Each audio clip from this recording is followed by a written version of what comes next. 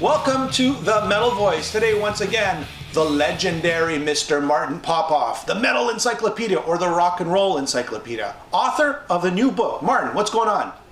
Yeah, how you doing, Jimmy? Lots is going on. A lot of books coming out, but I guess today we're talking about this cute little baby here, Led Zeppelin, all the albums, all the songs, which is a really nice little hardcover, full color throughout, lots of pictures, lots of rare pictures.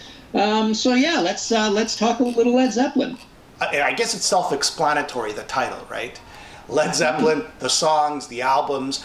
What are, for someone who has never heard of this book, I mean, how would you describe this book? Yeah, so I mean, what it is I have written a good page or two. It's like 300, 400 words, maybe a little more, on every single Led Zeppelin song, 81 songs that are on their albums, including Coda. So it's essentially, as it's called, all the albums, all the songs. So there's an intro where there's sort of some nuggets on the album generally, and then it's into every single song. Everyone gets a chapter. There's beautiful memorabilia shots all over the place. There's a lot of rare photography. The first time I saw this, I was thinking, man, most of these pictures I haven't seen before. And then there's some really neat sidebars where I talked to like Aubrey Powell, who worked at Hypnosis. One of the two guys, him and Storm Thorgerson, did the album covers. So yeah, it's basically a deep analysis of all the trivia, anything anybody knows about every single Led Zeppelin song that's on the studio albums. A little spoiler. Take a song like Whole Lotta Love, right?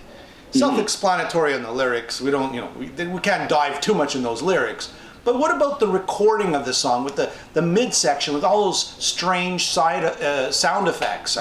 Well, let's see. I mean, the funny thing about most of that album is that it was recorded kind of all over the place while they were on tour and whatnot. Boy, what do I recall about that song? One of the interesting things about that song, I kind of go into this analysis, and this is a big one that opens the huge can of worms about when the blues and the British blues boom turns into heavy metal. This is one that so many rockers of future generations, the late 70s, the 80s, were raised upon, because you see that transition from things like How Many More Times is a good example, like a heavy song on the first album that is even more blues based. So what happens with Whole Lotta Love? It's also based on an old blues song, but Jimmy really adds a new style, modern neo-metal, heavy metal riff to it. And then, of course, there is that big psychedelic section which a lot of bands that we were in the car the other day listening to Still of the Night by Whitesnake, where it's got a section like that, which is in homage to Whole Lotta Love. So yeah, there is the crazy section there where they threw in everything but the kitchen sink. Jimmy is the producer of all these records, all the Led Zeppelin records, but the engineers throw in a lot of stuff too, and it was Jimmy and basically as a team making a song like that. And of course, it was a huge song. It helped propel that album to great heights, and Led Zeppelin was on their way. I mean, 1969, they've got two albums out. 1970, they've got Led Zeppelin 3, 71 Zeppelin 4. That's something I often forgot, and when I was writing this book, it kind of reminded me. I was astonished how basically by 1971 these guys had 4 studio albums out. So yeah, there's lots of cool stuff about how fast these guys rose and how huge they were. What's the connection between Robert Plant and heavy metal? I mean, Robert Plant was probably one of the, him and Ian Gillan, I guess, were probably, I guess more so Robert Plant, using that high falsetto, screaming, belting out the songs like in a high register. What's the connection between Robert Plant and sort of influencing, hard rock, heavy metal? Yeah, that's a good point, because basically one of the neat things about Led Zeppelin is they do not consider themselves a heavy metal band. Jimmy Page and Robert are adamant about this. Robert can even get a little surly about the idea, or good-natured about it, saying, heavy metal is kind of beneath us. We're not a heavy metal band. So I love bands that arrive at a place called heavy metal, but or quite often. Zeppelin, not very often, but I was just talking to someone the other day about this, how the likes of Queen and UFO and Thin Lizzy can arrive at heavy metal but not be really heavy metal bands or even like heavy metal very much. Led Zeppelin is almost the prototype for that. Even Lemmy called himself rock and roll. Tony Iommi calls Black Sabbath a rock and roll band. But Zeppelin, of course, have much more, it makes much more sense to not call them heavy metal. So, but specifically Robert Plant, what is interesting is he is the prototype guy of kind of the heavy metal frontman moving into the 70s and certainly into the 80s. He's thin and tall and good looking, and he's got the long blonde hair. And you're right, he's got that high voice. It's not so much, he doesn't use a falsetto. He's just a great, amazing singer. But he does have that high voice, and as you mentioned as well, combine him with Ian Gillan, he's one of the guys getting into that crazy animalistic screaming zone at times as well. So he's got that going for him. He's very expressionistic, I suppose, or expressive with his voice, very thespian with his voice. But so there are a lot of trademarks of him specifically as a vocalist that build that template for heavy metal, even more so than the band themselves build the template for heavy metal. So tell me about John Bonham. Quickly, his influence on 70s and 80s heavy metal bands and drummers. Yeah, he absolutely, I would probably say he's the number one most beloved drummer of all time among anybody who went on to make hard rock and heavy metal. He's a super important part of the band. I mean, let's not forget, Led Zeppelin's essentially a power trio, one guitarist, a bass player, a drummer, and a vocalist. So John is very, very important simply because they're a trio, but he's also important because he's super inventive. He did everything with a single bass drum. He a lot of great patterns. He got a classic important sound. Jimmy is the producer of these records. He's doing a lot of interesting things, but he did a lot of great things for John. But it's funny. Everybody talks about the big, fat John Bonham drum sound. I don't think those are the two adjectives I would use to describe it as much. There is, I suppose there is a fatness to it, like a big kind of warmth and a humanness to it. But Jimmy, across the spectrum, he really does like to go for kind of a bit of a flat, mid-rangey sound. And John gets that too. But somehow, it's funny. You could debate even just the whole production technique over time, but somehow, coming off of those records, you may not like the production that much, but since he was the only guy doing it that way, only guy who dared to do it that way, plus the stuff sounds great on radio, and if you set your stereo up a certain way, the Zeppelin albums sound very unique and very cool. But John does have, there is that great bass drum sound. He gets a great snare sound, big deep snare sound.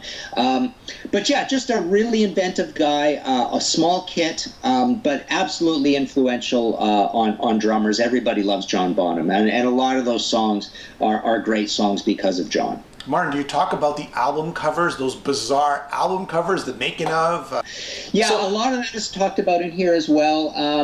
That's more for the front sections. But I do have, I did have a chat with Aubrey Powell, who was great from Hypnosis.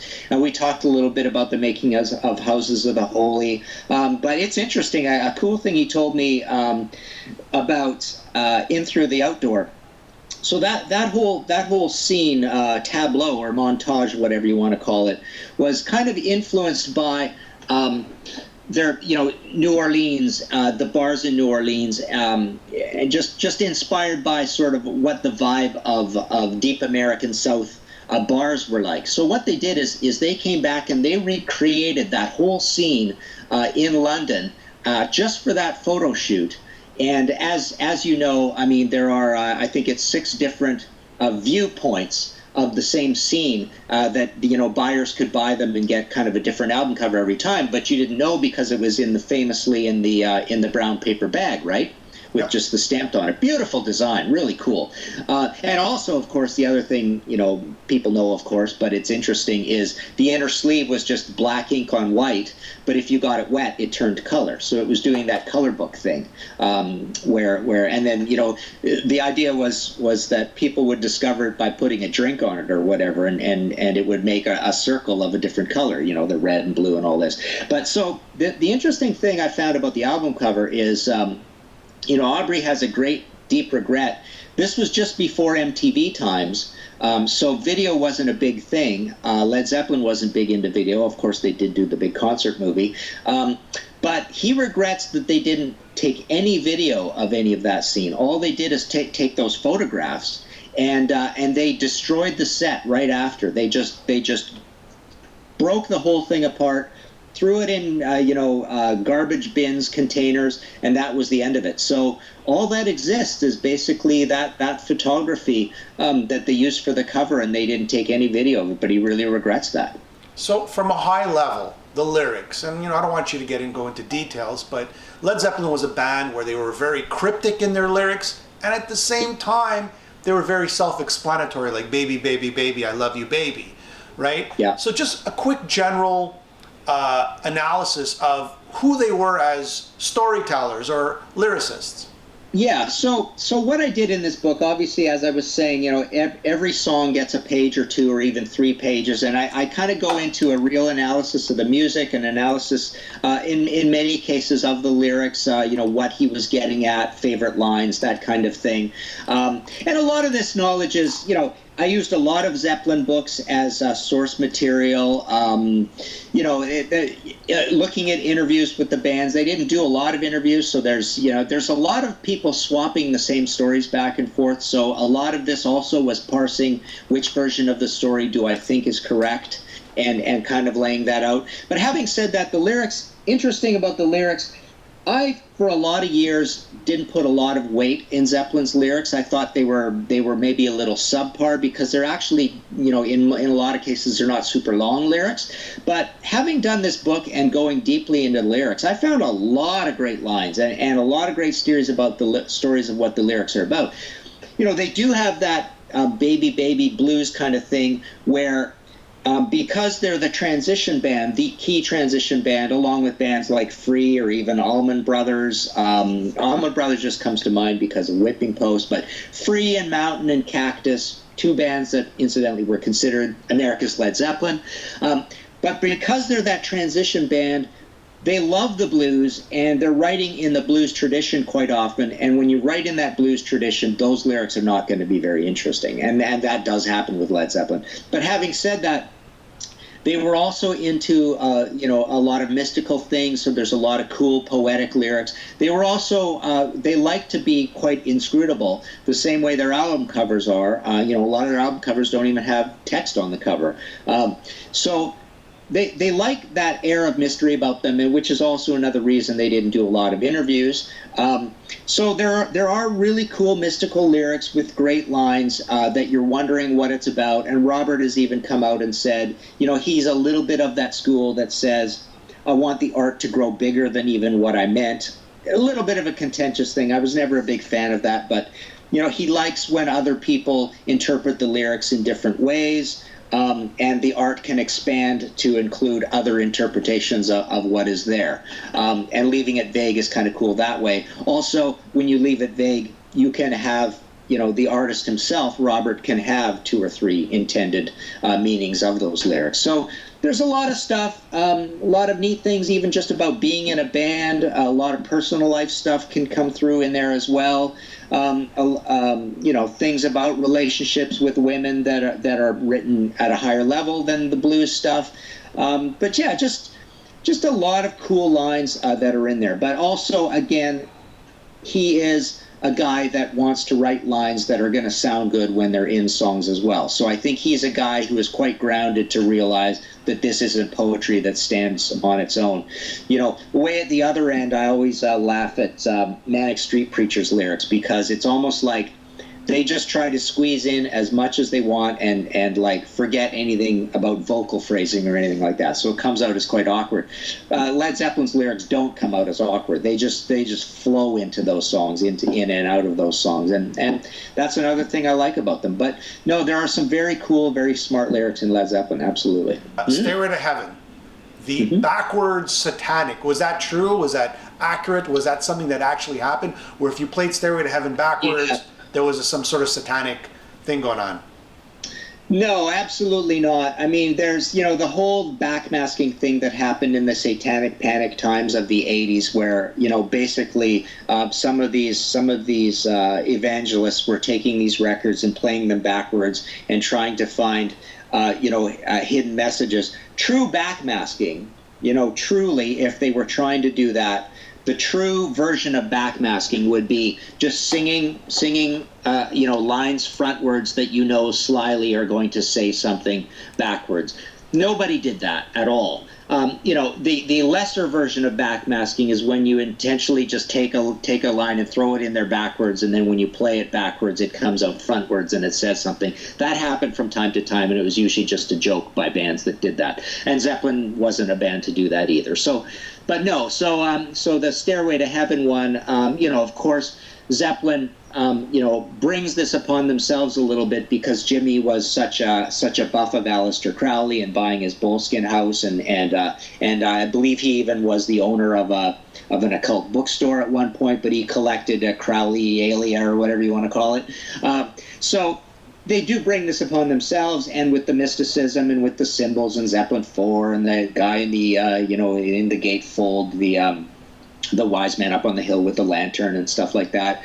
So they were a target for this. They're a target for this as well because they're the biggest band. Big bands are targets. And of course the Stairway to Heaven one says something like, oh Satan, the path that made me sad, hail sweet Satan, I believe is kind of what it's supposed to say. And if you play it backwards, you can kind of say you can hear that. But Martin, if you play any song backwards, you could kind of hear that. Yeah, but also the point is, it's like an infinite amount of monkeys at a typewriter will eventually type the works of Shakespeare. If you play hundreds and hundreds and hundreds of records backwards, you're going to find better examples than the Led Zeppelin examples. Last question. All right. Yeah. I've always wanted to know the album cover of Presents. You have a family at some sort of boat club, and there's this object in the middle. What on earth is that object? Do you know? Yeah, that's really cool. So Aubrey told me the whole story of that as well. And so, the album's called Presence, and the whole idea is that that thing is a presence, but it's an absence at the same time. So that object, it doesn't have a lot of sort of deep meaning other than it's... The cool thing about it is, if you notice, in all its placements throughout the album, it's the front, the back, and I think on the, is it the gatefold or the inner sleeve? No, the inner sleeve is actually, I'll get to that in a sec. But the actual photography, which is like staged to be like old photography from the 50s, it's kind of cool in itself, very hypnosis-like. But if you notice, the object is a absence, not a presence. You cannot see the lines in the object in those photographs. It is an absolute black hole. So it is considered to be this talisman that you ascribe all your thoughts and hopes and fears and aspirations into. You pour them into them. So it is an absolute absence. On the inner sleeve, there's a picture of one of the objects that you can see the lines and stuff. And actually Led Zeppelin, as a promo thing, sent out a bunch of these all over the place, and they came in a nifty little box. I wish I had one. I don't. They aren't that impressive to look at, the ones that they actually sent out. And they're made out of plastic, I believe, like a hard plastic. But he also told me this story. How does this go? So they made some version of this thing, and they took it to Japan for some sort of press thing, and the people taking photographs with it were absolutely amazed, because you reach into it. Yeah, that's it. It was actually kind of like an optical illusion that you could reach into, and it proved the sort of absence version of it. So very clever idea, very cool. I love that album cover. It's so cool. Not one of my favorite Led Zeppelin albums. That's a whole nother story. But Yeah, just a very, very cool idea for an album cover, I thought. So this sounds like one of your best books from one of the greatest all-time rock and roll hard rock group. Yeah, Ever. Yeah, I love this book. Ever. It's such a cool design, So right? so show your book. Tell everybody where you can get it. The album, Well, and the name of the book as well. Again. Yeah, the name of the book is All the Albums, All the Songs. It's got this kind of neat velvety, rubbery cover. It's got neon inks. It's hardcover throughout. It's kind of a neat size, 7 3/4 by 10. It's got tons and tons and tons of rare photography. And memorabilia shots, just beautifully, beautifully designed. And yeah, basically all the views, anything I ever thought about Led Zeppelin has got to be in that book, because when you write two or three pages on every single Led Zeppelin song, eventually everything is going to come out. So it's a deep, deep analysis of everything Zeppelin related, as pertains to the studio albums, right? This is not going into a lot of live stuff. But as usual, I have a supply that I'm signing and selling at my site, www.martinpopoff.com. A big part of my business is mail order of my own books. I've got a lot of books that are only available at my site, books that I self-publish. This, however, is one that I have a supply that I will sign, but it also is available in all bookstores and on Amazon and all that, because it's through a great big publisher, my favorite publisher. I deal with them all the time, Voyager Press. So yeah, that's it. I have them, plus they are available. I am signing them. It's a nice thing to group with other books. It gets the mailing cost down. So yeah, just go to martinpopoff.com and all that'll be there. There you have it. Pick up the book. A must read. Sounds fascinating. I'd love to get a read. I love to read this whole book, all the albums, the artwork, the themes, the recordings of the songs. Every song, I would say, you speak about every song, right? 81 songs, is that it?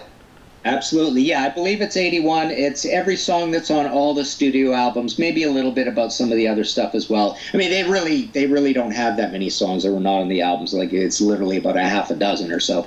But yeah, Coda's included as well, so that was the Rarities album that caught them up. Anyways, thanks, Martin, for being on the show once again. Truly a pleasure. And everybody go pick up the book.